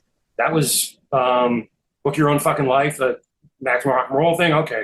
Making phone calls, kind of cobbling things together as you go and hoping for the best. So we did that in short order. I mean, I think we put that whole thing together in a matter of a few weeks because it was just the desire to do it. It's like, okay, let's do this. Let's make it happen. Trash Monkeys, I don't know. I don't think, not that it wasn't ambitious. It's just nothing like that ever kind of formed, where we would have been doing things like that. But Stun Guns, yeah, for sure. And I love it. Yeah. And it could be collectively, not just the two bands that were focused in on Trash Monkeys and Stun Guns, but thinking about all the things that you've done in terms of Florida, what were some of the other parts of Florida that you enjoyed to play and any memories that you have of some of the different venues around the state? All right, there was a Stun Gun show. We did a couple of tours. There was one that was just in the South. It wasn't even a club. It was a house show in Tallahassee. The only reason I remember that because we were just so good. We were so good that night, so it's going to stick with you, stuff like that. And it was just so much fun. With the aforementioned one in Gainesville with Trash Monkeys, which I remember it because it was just a bizarre situation, and kind of wanted to finish that show because I was mad because of these Nazi punks there. And I'm like, well, fuck you. We're going to play the show. Specifically, we're going to finish it because you don't want us to, I don't know. There was a place in West Palm. God, and again, with my ancient brain, it was a club. They had regular shows and stuff. Stun Guns played there when it was with Buddha. There was this guy, I'd seen him a couple times, but I remember he actually had a jacket, and this is Florida, okay? And it was probably 92 degrees out. He had a leather jacket covered with like his own homemade Stun Gun stuff and patches. And it was just like, who are you? But it was like extremely flattering too. I'm like, okay, that's weird. Very cool. Yeah, and weird, but cool. So I don't know. Did that ever give you any ideas to create your own patches to sell as merch? Well, no, we did. We did have stuff like that. Yeah, eventually we got okay with merch. Yeah, we had T-shirt. I designed I have the shirt. Yeah, I know, right? Here. I came prepared with props. This one. I don't know how well that's gonna, but that, I mean, DIY punk right there, I mean, we sold a shitload of them. So. That looks brand new. I've never worn. Yeah, it's nice, crisp white. It looks That's good. Right. I still have a stash here. So yeah, but probably gave away more than we sold because I was like such a pushover, like especially on tour. If anybody said anything nice, oh, well, here's a shirt, Yeah. Oh, you want a record? I was just like, okay, here. Did you find that there was a place in particular, whether it was in Florida or not, that really appreciated what the Stun Guns were doing and just really embraced the band? Yeah, the Bay Area. So we played that same really long tour. We played at Gilman. That was last minute. We were trying to get a show at Gilman. And we were staying in this bizarre place called Bolinas, which is just north of San Francisco. It's like this village of the lost damn hippies or something. It's just, I couldn't wait to get out of there. It was just weird. And the whole time we're trying to get more shows, right? And then all of a sudden Gilman happened, like last minute. So it's like we had to hustle. We had to get in this big stretch cargo van, both bands. We got over there. There's this big crowd. I didn't realize it, but we had been getting airplay. I think it was on the Cal station or Berkeley. And all these kids were there. Totally, they knew all the songs. I'm like, what the fuck? Where did this come from? So yeah, they were in different places. There seemed to be followings. And for some reason in Virginia, like Richmond specifically, that area, when we were selling records, I had a P.O. box and all that stuff. Yeah, I used to get letters from there all the time. So there were like these little groups here or there, right? That for whatever reason, these kids were into it. And they were always younger than me, So, yeah, I mean, stuff like that's going to charm you. You're like, okay, I don't know how this happened, but cool. Right. Suckers. Now, Mark, even though you were busy, doing with Harry Pussy, were you still paying attention to what the Stun Guns were doing? Were you still having connections with this? I know you're friends and all that, but were you aware of what they were doing too? No, not really. It's like, listen, we're not going to turn this into a thing about Harry Pussy, but it was pretty daunting being with that.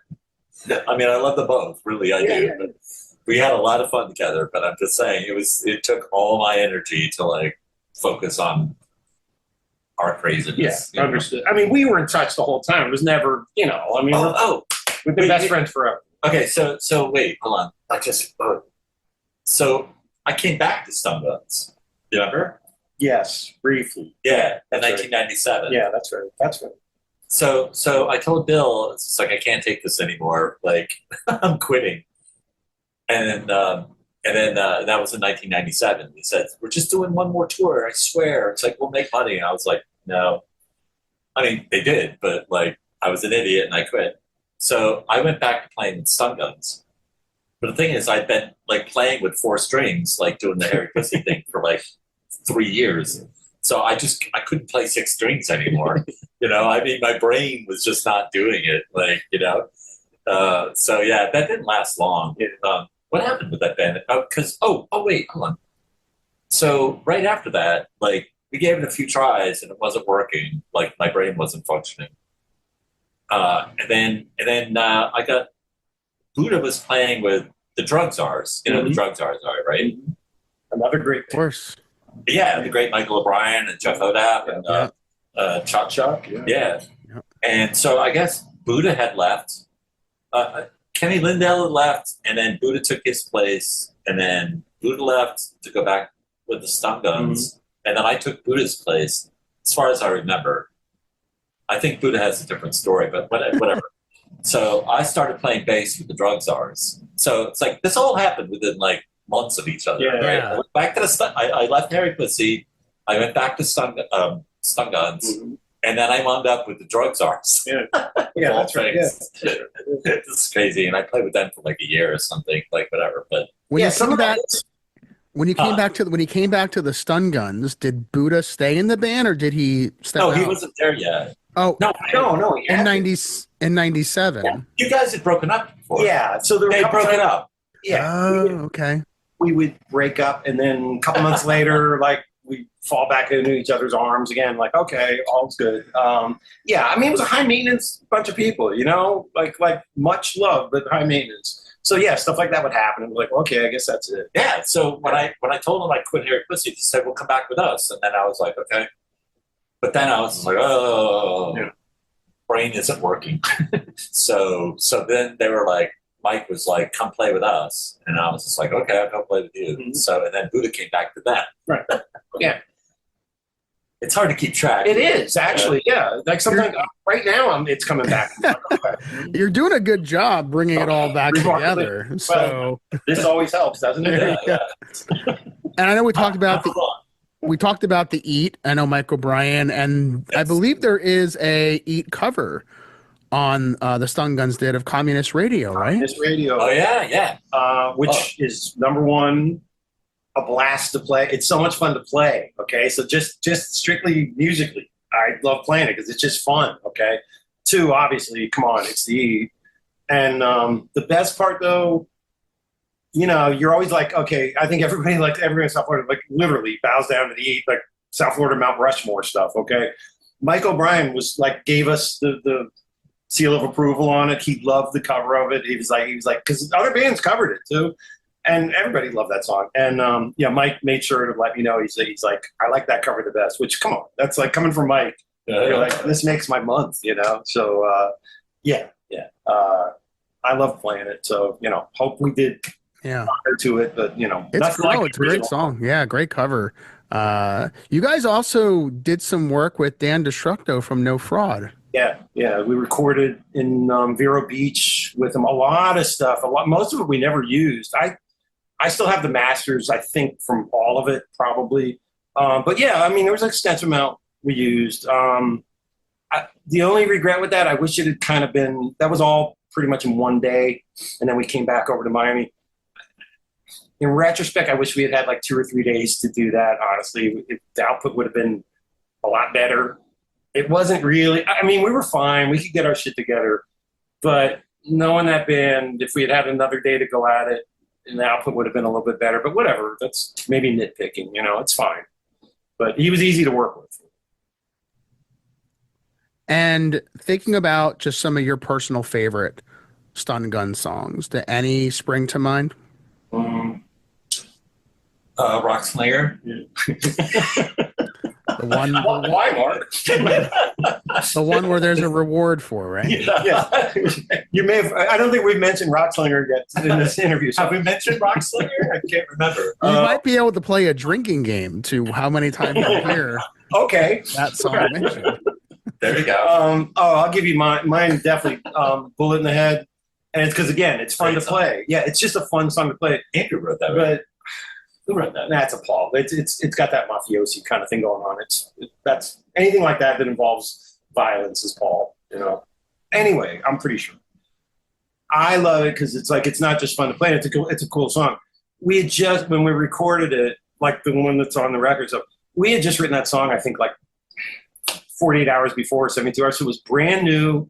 And there's even like a couple tiny little fuck ups by me on it, but they work because the energy was so good on it.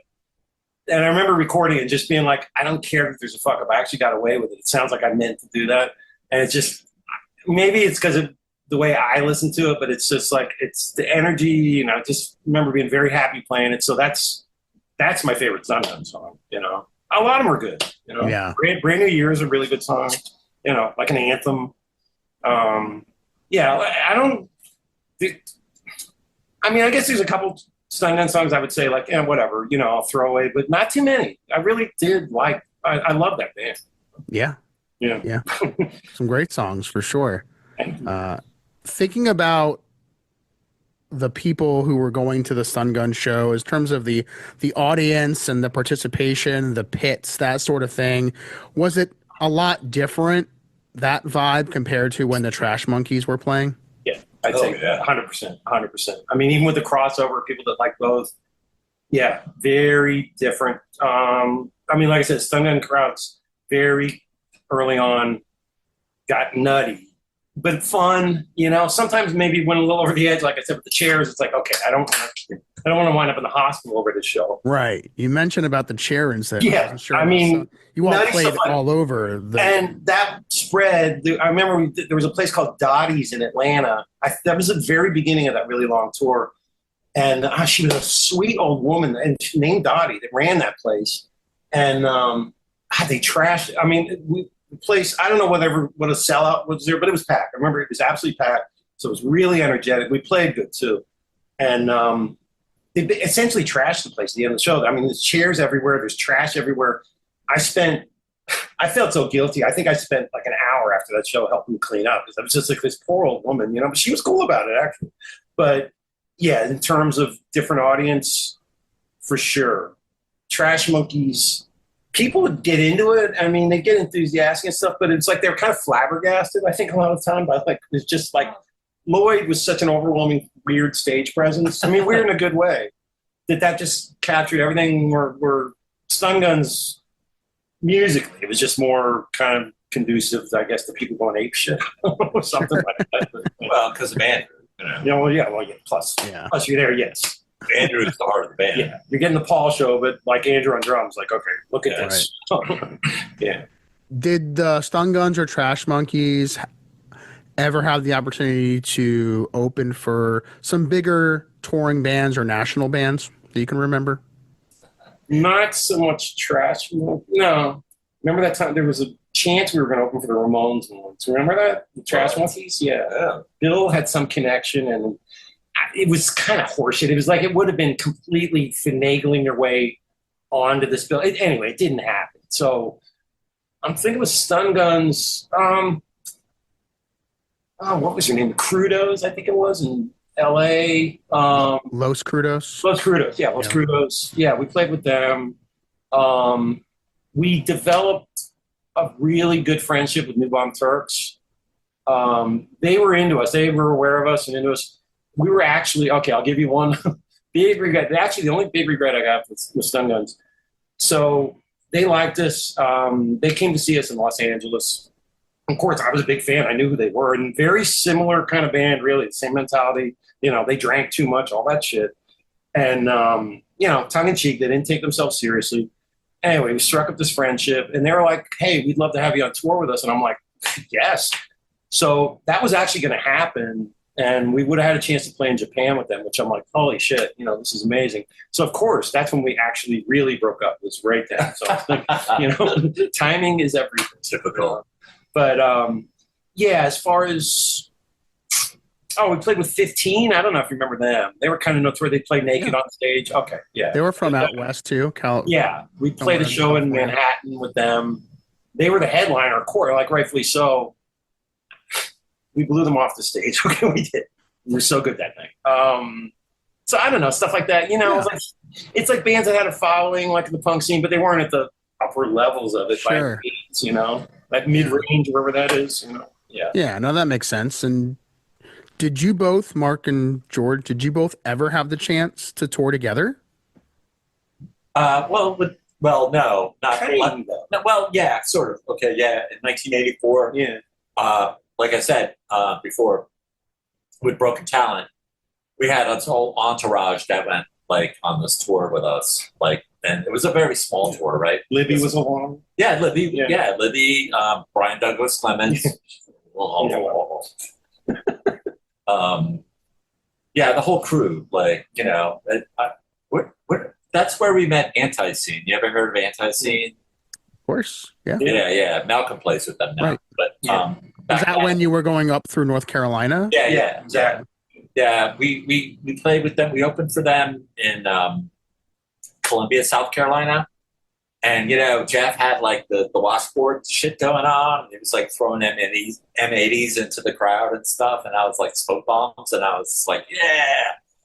So we had a few days off. So we hung around with them for a little while with the Anti-Scene guys. And they were fucking great. Like, and then we went up to Durham. And that's when the Verbal Circus thing happened, whatever. So yeah, like right? Because I was along on that. So yeah, as far as playing together, at the end of Broken Town shows, we kind of did this breakdown. Whatever it was, it would turn into kind of Verbal Circus. And my aforementioned terrible saxophone playing, we do Sex Bomb, and I would just make noise. It's Sex Bomb. What? Yeah. You can just make noise. It's fine. So I don't know where else we played. We played one more place. We played in North Carolina, I think. No, sorry, Virginia. Yeah. Can't remember. Yeah. It was in some kid's basement. I don't know. But that was basically the tour. But like, yeah, it's just like we did actually like we met Anti-Scene and Malcolm's playing with them now. So obviously that was a momentous, occasion, like whatever. The gravity bomb. Were there any memorable road stories you can think back on from that period? I'm not sure how you were getting around, if it was a van or what the case was. Okay. So Malcolm had this Plymouth Fury, like this 1972 Plymouth Fury or some shit. Like, so what a Plymouth Fury is back then? That's like a cop car, right? All the state highway patrol, everybody, FHB, they all use these fucking Plymouth Furies. And so his dad like bought him this, or he got it at an auction or some shit, whatever the fuck. And like it had all the decals taken off of it, obviously. But like every place we stopped, it's like he would like invite everybody to come over and like write on it, right? And so it's like fuck cops, like fuck Reagan, like you name it. So as we went along, it just got worse and worse, Like so it's like you stop at a McDonald's or something, people are like, what the hell is this? It's like, we got a lot of like pushback for that, like obviously as you might expect in the South, like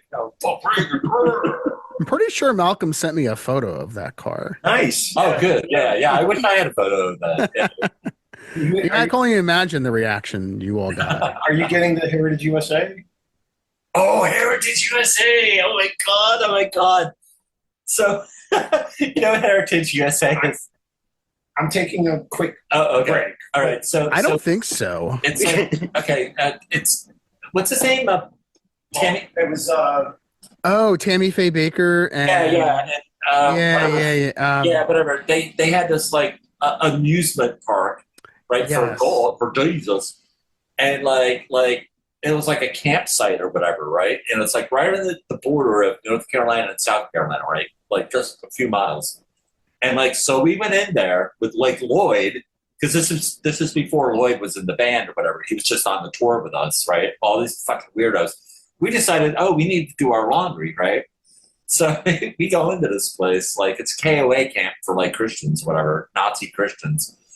And, so we literally like, we're fucking, I mean, as you might expect, like just completely like our dress, our hair, everything. This is like completely wrong.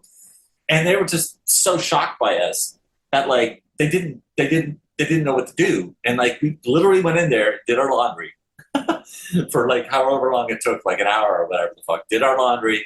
And then Tom, whatever his name is, Tammy Faye and whatever, they had their studio right there where they were broadcasting like, Jesus needs your money. Please send us money. We're so broke.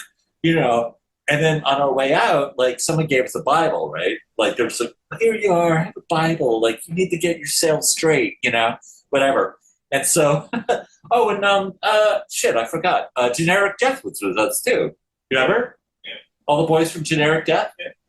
It was a long cavalcade of cars. Yeah. And so on the way out, like, so we're driving through, like, I don't know who it was. It was one of the guys from Generic Death.